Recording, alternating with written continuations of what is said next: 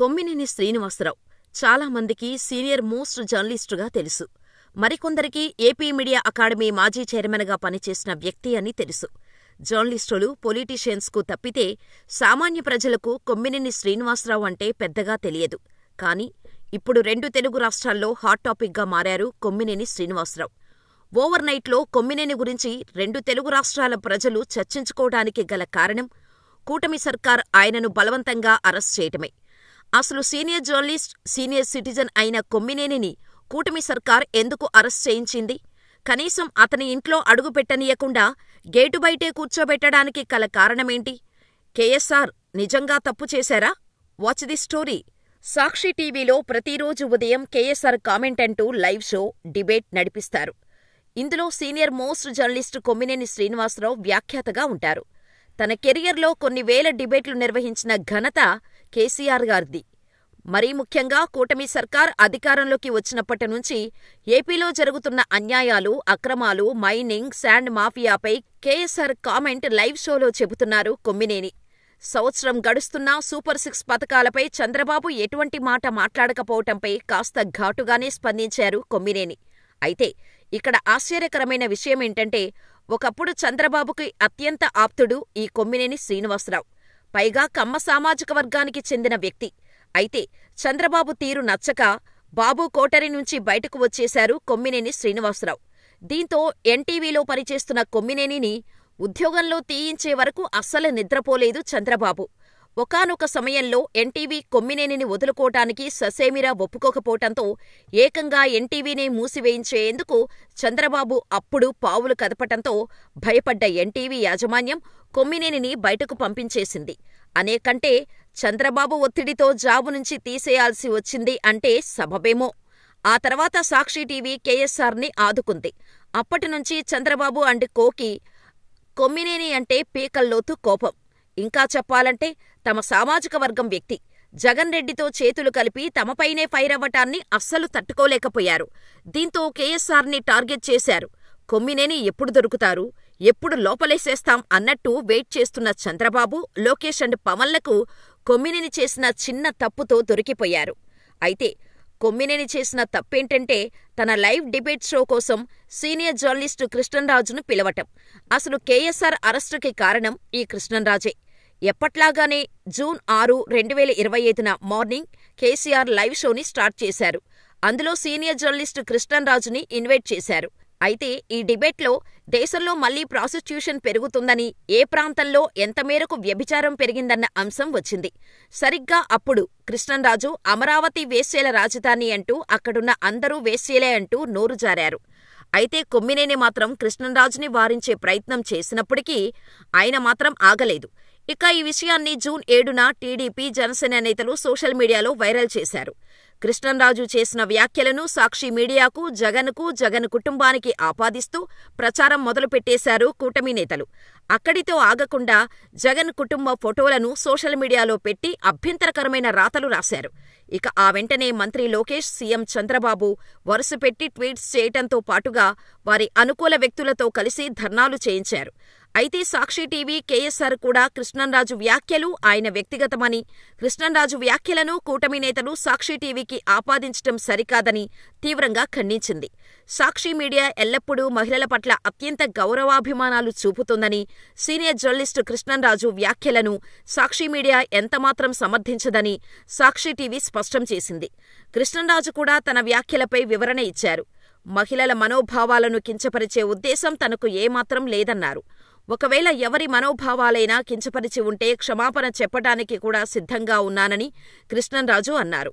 ఇక కేఎస్ఆర్ సైతం కృష్ణంరాజు వ్యాఖ్యలకు ఆయన క్షమాపణలు కూడా చెప్పారు. కానీ చంద్రబాబు, లోకేష్లకు అహం చల్లారలేదు. దీంతో ఆగమేఘాల మీద కేఎస్ఆర్ని అరెస్ట్ చేయించేందుకు కొమ్మినేని శ్రీనివాసరావుపై గుంటూరు జిల్లా తుళ్లూరు పిఎస్లో కంభంపాటి శిరీషతో ఫిర్యాదు చేయించారు. ఈ ఫిర్యాదు ఆధారంగా హైదరాబాద్లో కొమ్మినేనిని అరెస్ట్ చేశారు. రాజధాని రైతులు, మహిళల ఫిర్యాదుతో కేసు నమోదైంది.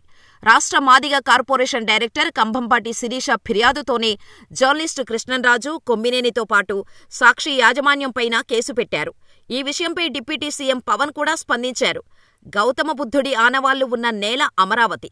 అలాంటి బౌద్ధం విలసిల్లిన ప్రాంతాన్ని వైసీపీ టీవీ ఛానల్ ద్వారా రాజధాని అమరావతి వేశ్యల రాజధాని అని కామెంట్ చేయించారు అంటే అక్కడ ఉన్న ఎస్సీ, ఎస్టీ, బీసీ, రెడ్డి, కమ్మ, కాపు, ఇతర సామాజిక వర్గాల మహిళలందరినీ అవమానించటమే కదా.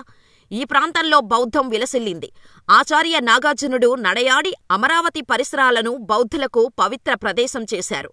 అమరావతిపై ప్రాంత చారిత్రక, ఆధ్యాత్మిక విశిష్టతను కూడా అవహేళన చేసినట్టే అంటూ పవన్ కళ్యాణ్ ట్వీట్ చేశారు. ఇక జర్నలిస్టు కృష్ణంరాజు కొమ్మినేనిపై ఐటీ చట్టంలోని పలు సెక్షన్లతో పాటు ఎస్సీ, ఎస్టీ చట్టంలోని వివిధ సెక్షన్ల కింద కేసు నమోదైంది. ఈ కేసులో A1గా కృష్ణంరాజు, A2గా కొమ్మినేని, A3గా సాక్షి ఛానల్ యాజమాన్యం పేర్లను పోలీసులు చేర్చారు. ఇదిలా ఉండగా కొమ్మినేనిపై కేసు నమోదు కావటంతో 9వ తేదీన ఉదయమే ఆయనను ఏపీ పోలీసులు అరెస్ట్ చేశారు. హైదరాబాద్ జర్నలిస్టు కాలనీలోని కేఎస్ఆర్ ఇంటికి వెళ్లిన విజయవాడ పోలీసులు ఆయన్ను అదుపులోకి తీసుకున్నారు. అనంతరం జూబ్లీహిల్స్ పోలీసులకు సమాచారం ఇచ్చేందుకు అక్కడికి తీసుకువెళ్లారు. అక్కడి నుంచి విజయవాడకు తరలించారు. మరో జర్నలిస్టు కృష్ణంరాజును అరెస్ట్ చేసేందుకు విజయవాడలోని ఆయన ఇంటికి వెళ్లారు. తాళం వేసి ఉండటంతో ఆయన హైదరాబాద్లోనే ఉన్నారని పోలీసులకు సమాచారం ఇచ్చారు. విజయవాడ అయోధ్యనగర్ కాలనీలోని ఇంటికి తాళం వేసి అజ్ఞాతంలోకి వెళ్లినట్టు తెలుస్తోంది. ఓ పక్క కేఎస్ఆర్ని అరెస్ట్ చేసి తీసుకుని ఏపీ పోలీసులు హైదరాబాద్ నుంచి వెళ్తుంటే మరోపక్క ఏపీ వ్యాప్తంగా సాక్షి టీవీ ఆఫీసులపై టీడీపీ కార్యకర్తలు దాడులకు తెగబడ్డారు. సాక్షి ఆస్తులను ధ్వంసం చేశారు. లైవ్ డిబేట్లో ఎవరు ఏం మాట్లాడతారో ఎవరం చెప్పలేం. పైగా అది లైవ్, రికార్డెడ్ షో కాదు కాబట్టి ఎవరు ఏం మాట్లాడినా అది అలాగే ఆనేర్ అవుతుంది. కానీ ఎవరికీ అంతుబట్టని విషయమేంటంటే కామెంట్ చేసింది కృష్ణంరాజు. ఆయన వ్యాఖ్యలకు క్షమాపణలు చెప్పింది కేఎస్ఆర్. కానీ కేఎస్ఆర్ని అరెస్ట్ చేయడంతో రాష్ట్ర ప్రజలకు మింగుడు పడటం లేదు. మరి కేఎస్ఆర్ అరెస్టు రెడ్ బుక్ రాజ్యాంగాల్లో అమలులో భాగమని వైఎస్ఆర్సీపీ అంటోంది. వేశ్య అంటే ఇంత హంగామా చేస్తున్న టీడీపీ నేతల కంటికి చిన్నపిల్లలపై అత్యాచారాలు, దాడులు ఇవేమీ కనిపించవా? కేవలం వైసీపీని టార్గెట్ చేయడమే లక్ష్యమా? ప్రజా సమస్యల కంటే ఇదో పెద్ద సమస్య. మరి మీరేమంటారు? కేఎస్ఆర్ అరెస్టుని ఎలా చూడాలని అంటారు? మాకు కామెంట్ చేయండి.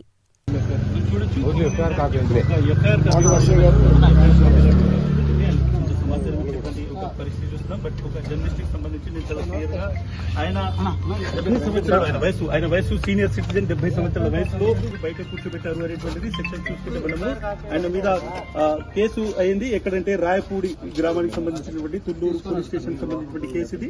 ఈ కేసులో మనం చూసుకుంటే ఆయనకు సంబంధించి అటు సెక్షన్ 79, 196 సబ్సెక్షన్ 1, తర్వాత 353 ఉంది సబ్సెక్షన్ 2, తర్వాత 299 61 subsection 1, DNS 67, ITA 3 subsection 1, subsection 4, తర్వాత SC ST PC act PCA అనేటువంటి ఇవన్నీ సెక్షన్స్ లో పెట్టడం జరిగింది.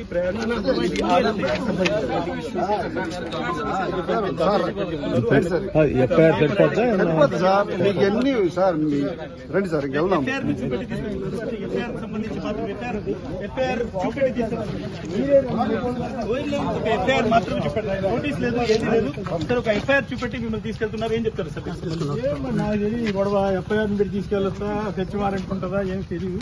పోలీసు రాజ్యం నడుస్తా ఉంది. కానీ వీటిది కదా, వీటి చాలా మర్యాదగానే ఉంటుంది. పోలీసు రాజ్యం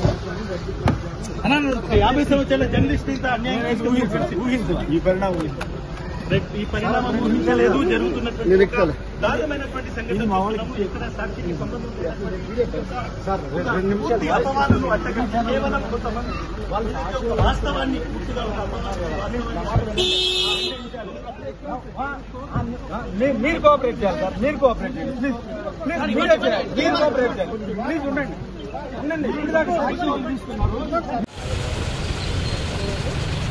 I told you, look.